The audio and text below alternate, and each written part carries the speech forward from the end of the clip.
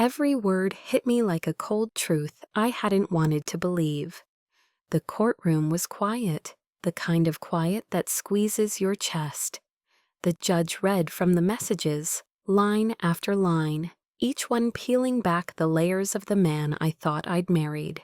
I didn't marry her for love, I just needed the security. Once I get access to her accounts, she'll be nothing but a stepping stone. That's when everything clicked. The cold nights, the indifference, the way he always had a reason to avoid me, too tired, too busy, too distracted. It wasn't distance, it was strategy. I married a man I trusted with everything, my time, my home, my heart, but the silence I tried to explain away was actually the sound of someone executing a plan I was never meant to survive. And when I fought back, I didn't just walk away, I exposed everything. Our wedding looked like a fairy tale, white roses, champagne, a string quartet, playing our song under golden lights. I remember holding Nathan's hand during our vows, feeling like I'd finally found my equal. A man who was gentle, ambitious, thoughtful. I believed I was starting the next chapter of my life with someone who wanted the same things I did, a home, a partnership, and intimacy built on mutual trust. But that first night told a different story. We arrived at our hotel suite, exhausted but happy. I leaned in, hoping for closeness, not just physical, but emotional. A kiss, a touch, the kind of moment newlyweds are supposed to share. He smiled faintly and turned away. "Let's just sleep." "I'm wiped," he said. I didn't question it. Nerves, exhaustion, it made sense. The second night, the same. The third, he didn't even look at me. He buried himself in his phone until he fell asleep with the screen still glowing.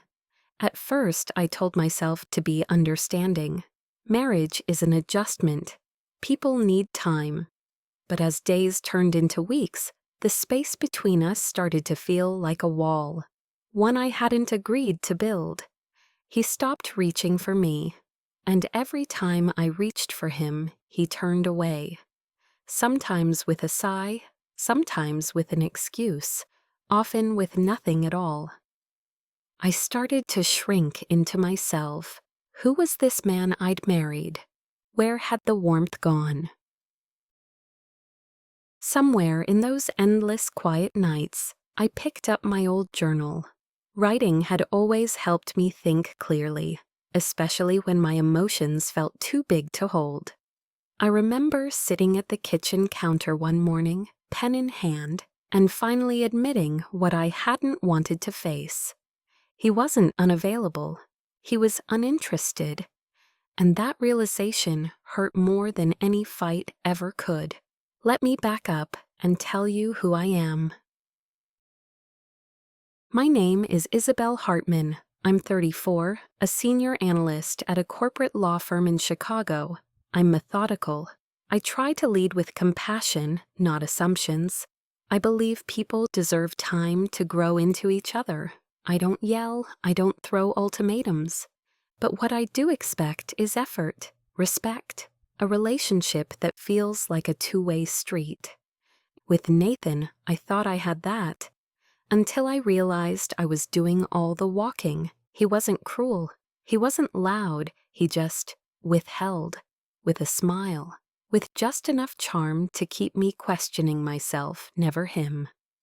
I told myself to give it more time, that maybe he had fears he wasn't ready to talk about, that maybe I needed to be even more patient. But when our 30th night as husband and wife arrived, and nothing had changed, I couldn't keep pretending. We were lying in bed, side by side, but worlds apart. I asked him, softly, "Nathan, it's been a month. We haven't touched each other once. Not even a kiss. What's happening?" He turned to me with a look I'll never forget. Calm, distant. "My body, my choice.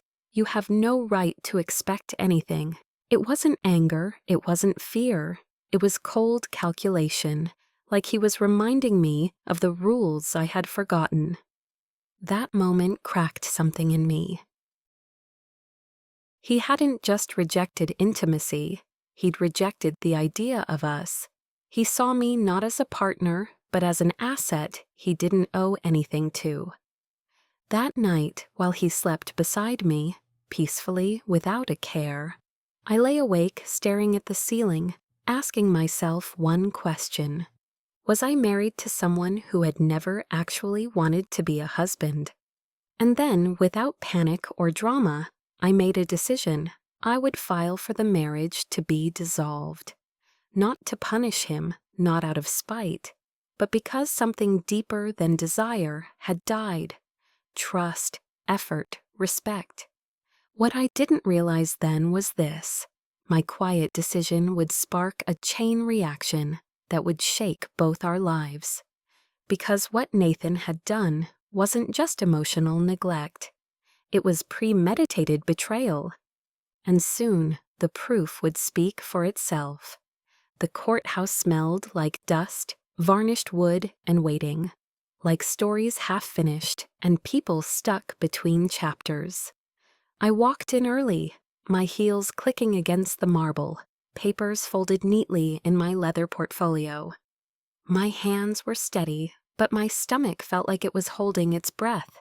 This wasn't what I imagined my first month of marriage would look like, but I wasn't there to mourn what never was. I was there to end it, with clarity, not revenge. Nathan arrived late. His suit was crisp, his face unreadable. He looked calm, almost smug, like a man walking into a meeting he assumed he'd already won. His expression didn't even flicker when he saw me. To him, this was a technicality, a formality he could manipulate with enough charm and a carefully curated performance. When the judge asked why I was filing for dissolution so early into the marriage, Nathan offered a soft sigh and a rehearsed smile. "She's just impatient, Your Honor. Marriage takes time. I was simply trying to pace things out, emotionally, physically. But honestly, she's unstable. She gets upset when things aren't exactly how she pictured, controlling even. It's exhausting." He looked at me as if we both knew how this would end. He was counting on charm, on his image, on the assumption that no one would question a husband who appeared so reasonable. But I didn't flinch. When it was my turn, I stood, adjusted my blouse, and spoke with a calm voice that didn't need to rise to be heard. "Your Honor, I entered this marriage in good faith. I offered trust, partnership, and the emotional openness that any committed relationship deserves. For 30 consecutive nights, I was not only denied physical intimacy, but also basic emotional connection. When I asked why, my husband responded with the words, 'My body, my choice. You have no right.'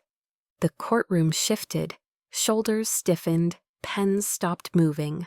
The judge leaned forward slightly. I continued, 'This is not just about intimacy. It's about the deliberate withholding of affection, the emotional detachment, and the growing evidence that he never intended to build a marriage with me.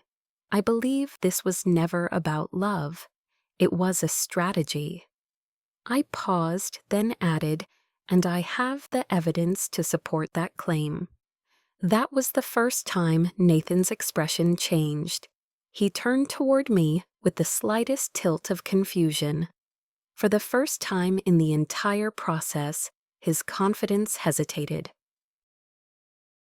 What he didn't know was that weeks earlier, on a quiet Saturday morning when I couldn't sleep, I'd picked up his laptop while he was in the shower.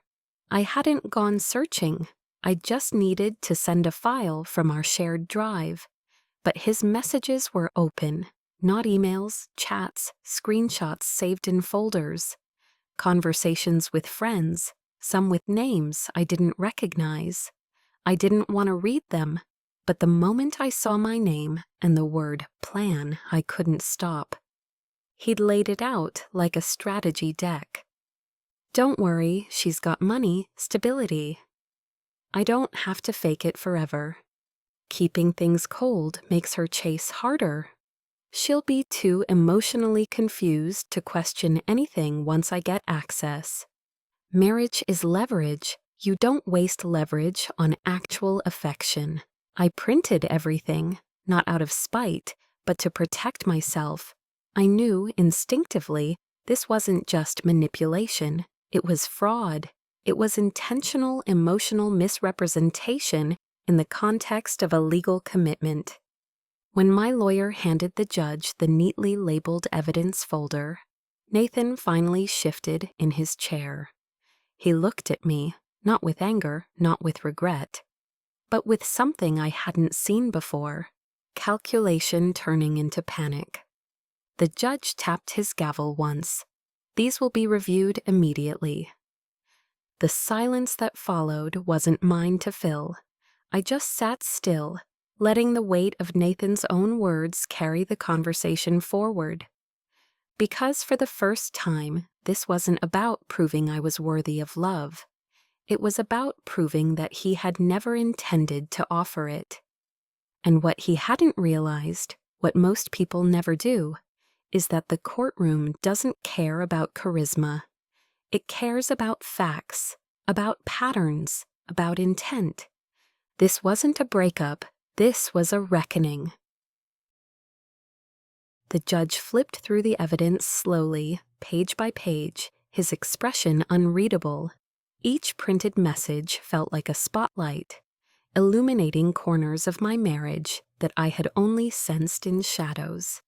She's sweet, but predictable. I'll play quiet until the joint account clears. Then we'll see who owns what. Coldness builds control. She gets more desperate every day. That's when I'll push the financial side. It's not abuse, it's structure. The room seemed to shift on its axis. One of the clerks stopped typing. Even Nathan's lawyer leaned forward with a furrowed brow, visibly rattled. Nathan, however, didn't move. His face had locked into something hard and impersonal, like he was trying to disappear into the leather of his chair. I didn't look at him. I looked at the judge. That's where the future was being written. The judge cleared his throat and read another line aloud, one that made the air feel heavier. Marriage is leverage, and I'm not wasting leverage on actual affection. A few people in the gallery gasped quietly. I caught my breath and held it.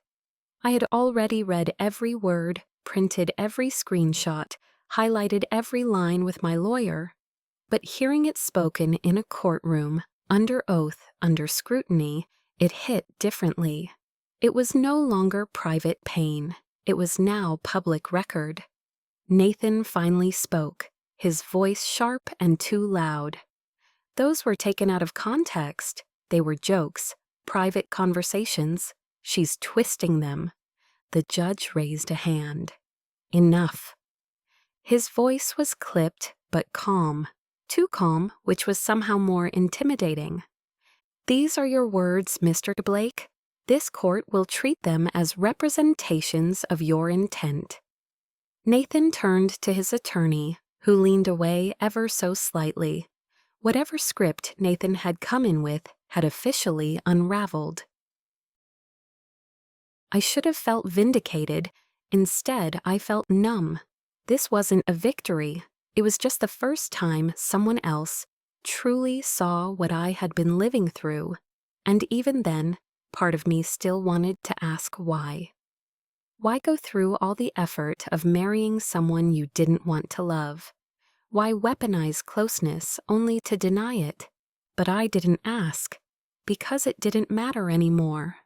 The judge leaned forward, his hands folded over the evidence file.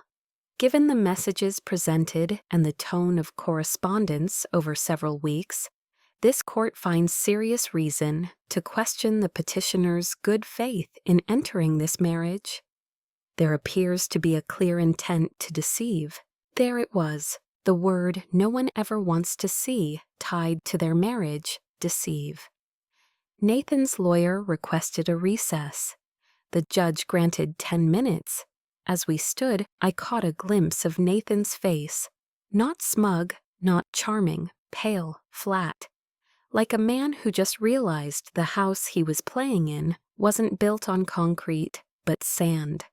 My attorney leaned over to me and whispered, "This isn't just a dissolution anymore. We're walking into fraud territory." I nodded but said nothing.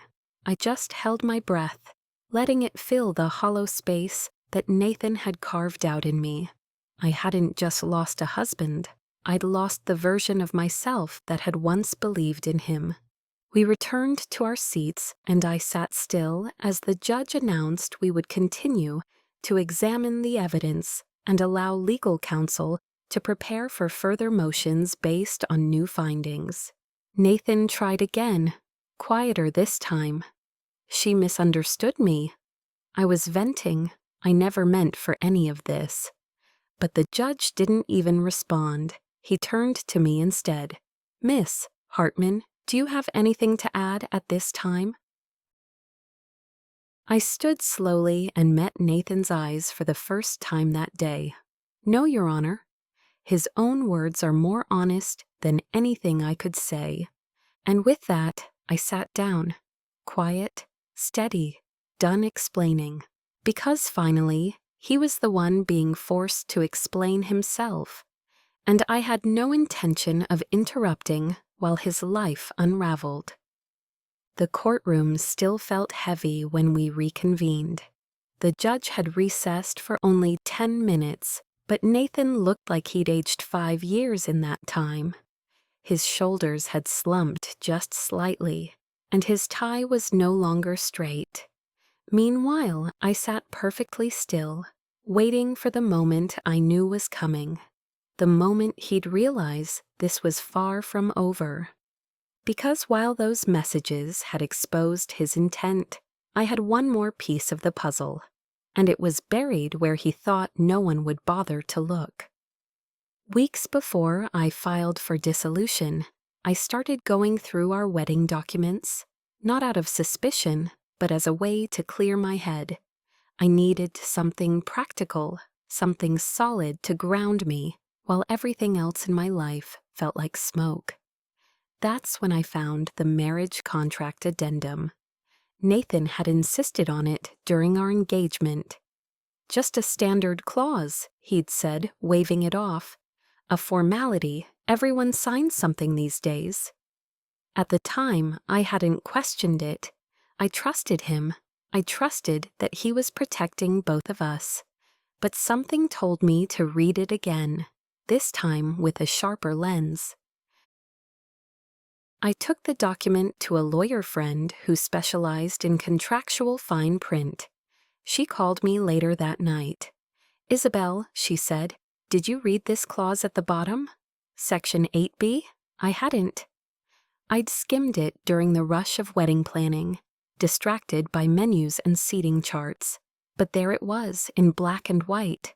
If the marriage is dissolved due to fraud, misrepresentation, or demonstrable bad faith, the spouse found at fault will forfeit all claims to joint property and must return all financial gifts and benefits received from the marriage. And the kicker? That clause had been inserted by Nathan's own attorney at Nathan's request. It was the perfect trap. The kind a man sets when he thinks he'll never get caught in it himself. So when the judge asked if I had any further documentation to provide, I stood and handed the original contract to the bailiff. "Your Honor," my attorney said, "we'd like the court to consider Section 8B of the marriage contract. Given the evidence of bad faith presented earlier, we believe this clause is now enforceable." The judge took his time reviewing it. The room was silent except for the sound of paper turning. Then he looked up, eyes fixed on Nathan. Mr. Blake, this clause, inserted by your counsel, stipulates that any party found guilty of entering this marriage under fraudulent pretense forfeits all financial entitlement. He paused, letting the weight of those words settle. Do you understand that?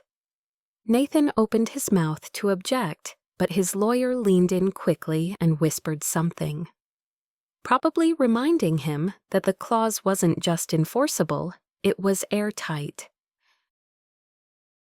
This court recognizes that Mr. Blake willingly signed this agreement and constructed it in anticipation of protecting his own assets. Given that, and given the presented evidence of intentional misrepresentation, the clause is hereby activated. The judge's voice dropped an octave. Effective immediately, Mr.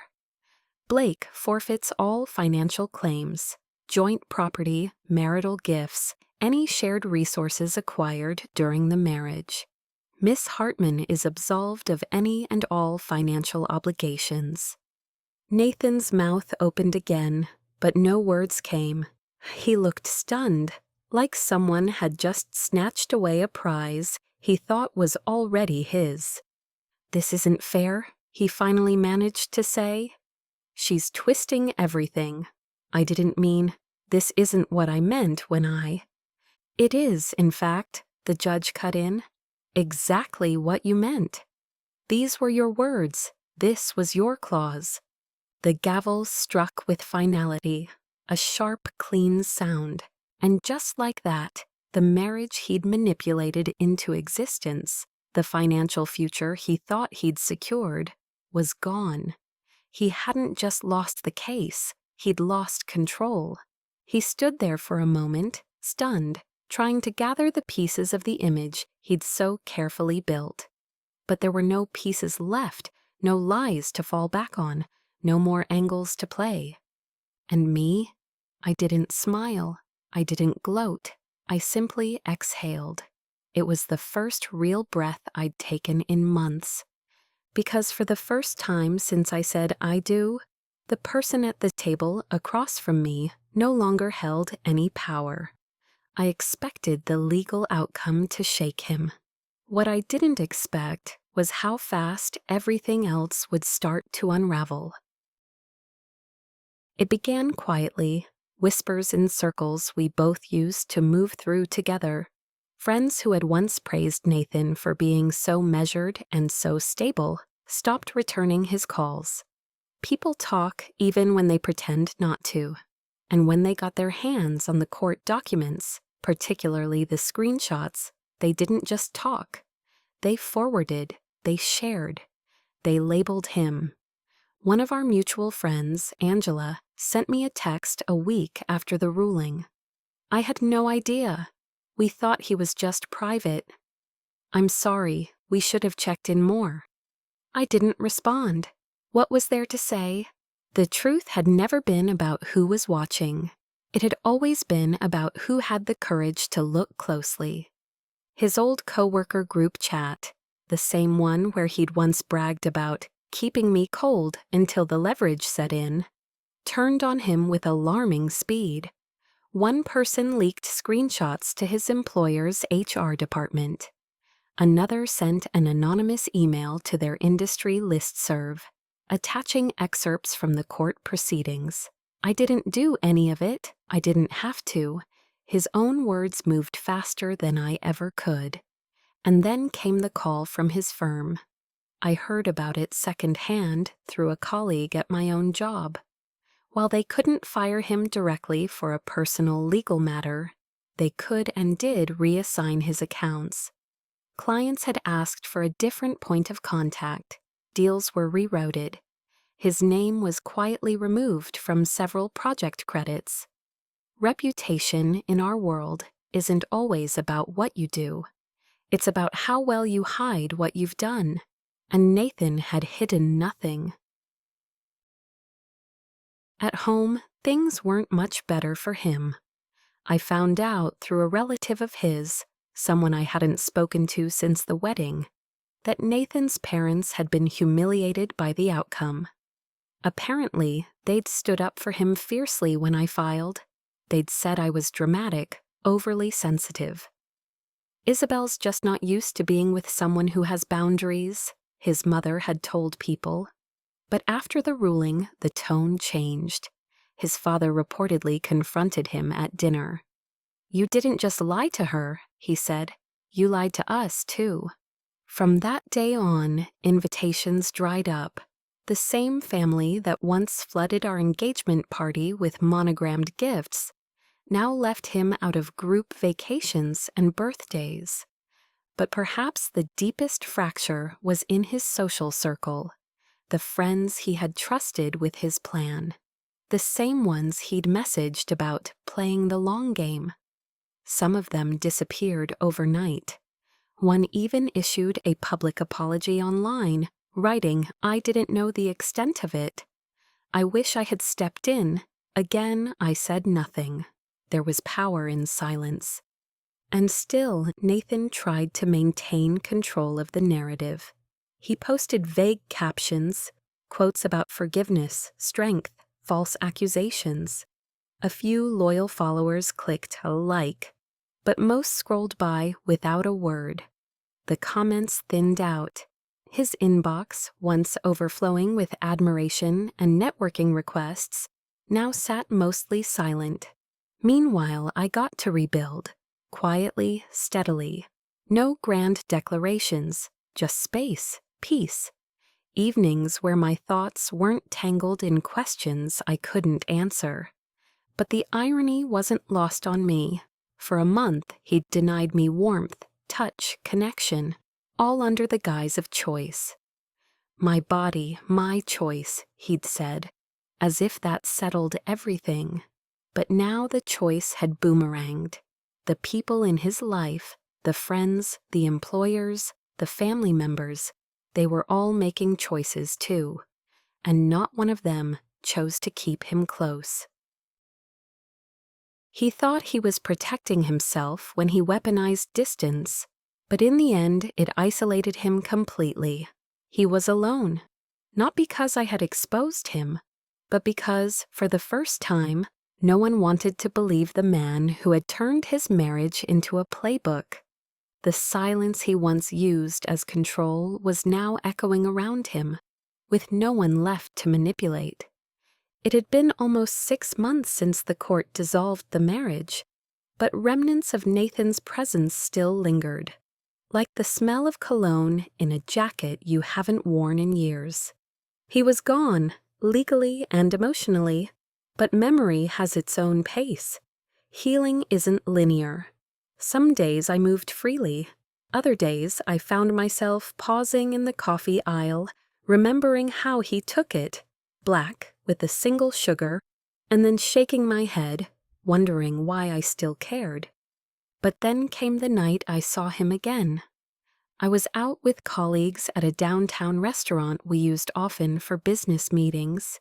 It was a place Nathan used to love. Low lighting, white tablecloths, the kind of ambiance that made people speak more softly, as if the room itself demanded respect. We'd just finished dinner when I noticed someone sitting alone at a table across the room. It was him. His posture was different now. Shoulders rounded, hair less groomed, his face drawn.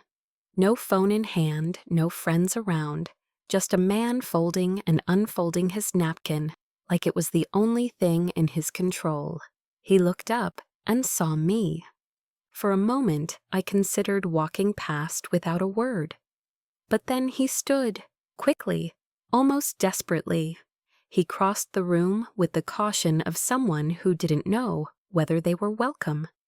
"Isabelle," he said, his voice quieter than I remembered. "Please, can we talk?" "Just a minute." I nodded slowly and stepped aside from my group.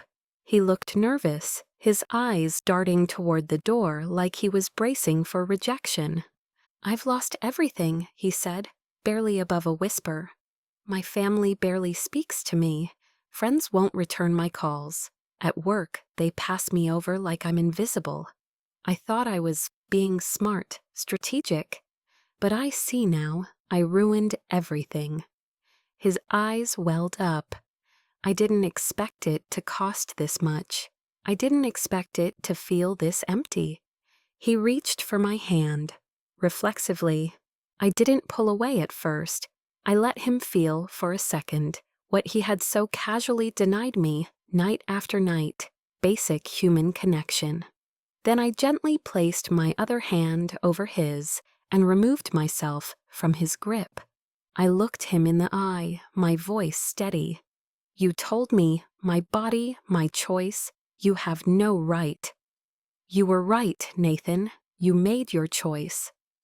I stepped back. And now you're living with it. His mouth opened, then closed again. He looked smaller than I remembered, not just physically, but in spirit. A man who had once made me question my worth now stood silently, unable to defend his own. As I walked away, I didn't feel triumph. I didn't feel rage. I felt free. Because what I had gained wasn't revenge. It was clarity, dignity, distance. Nathan had tried to turn our marriage into a silent transaction, a ledger of calculated behaviors and withheld affection. But what he never understood, what he still didn't understand, was that real power doesn't come from manipulation. It comes from integrity. He didn't just lose a wife, he lost the illusion of control, and in the end, what he thought was strategy had become his downfall. He denied me love, he denied me touch, he denied me partnership, and in return, life denied him the comfort, reputation, and safety he believed he had guaranteed. I walked back to my table, my head high, the past finally behind me. That was the last time I ever saw him. Have you ever been in a relationship that looked perfect from the outside, but behind closed doors felt like a slow unraveling? If this story hits something deep, you're not alone. Share your thoughts in the comments. What would you have done in Isabelle's place? Like this video if you believe silence can be the loudest justice. Share it with someone who needs a reminder that walking away isn't weakness, it's wisdom. And don't forget to subscribe for more real-life tales of betrayal, truth, and the quiet power of reclaiming your life. Because here, every secret finds the light, and every betrayal writes its own ending.